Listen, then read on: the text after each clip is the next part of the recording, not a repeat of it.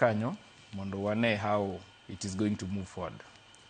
Oyoo, Mama Suluhu mabende en jatend piny osebedo ka kwero jo oko matemo donjore e weche mag Tanzania. Owacho ni gin gisebedo gi kwe, to nitie jomoko kaka koro udwa kawo petition ni uter betre mar piny Tanzania kiny. One udonjoru e weche mag Tanzania. Be ma ukawo nade? Ing'eni weche mag dhano gin wechewa. Human rights is spread across the country, everywhere.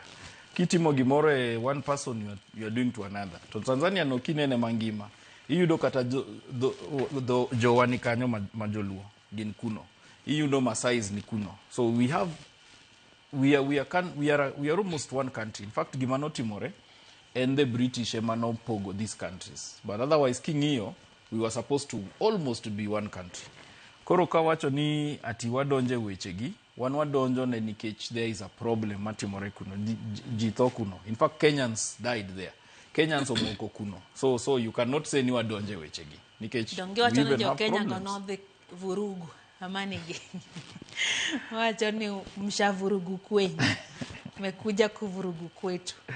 Wanaona nitie jo Kenya bende ma tingo ng'anyo gole pacho ka tere piny Tanzania yo. In fact, gimatimorega kata wan mane wadhi Uganda ok ne wadhi ni wadhi timo kata campaign moro.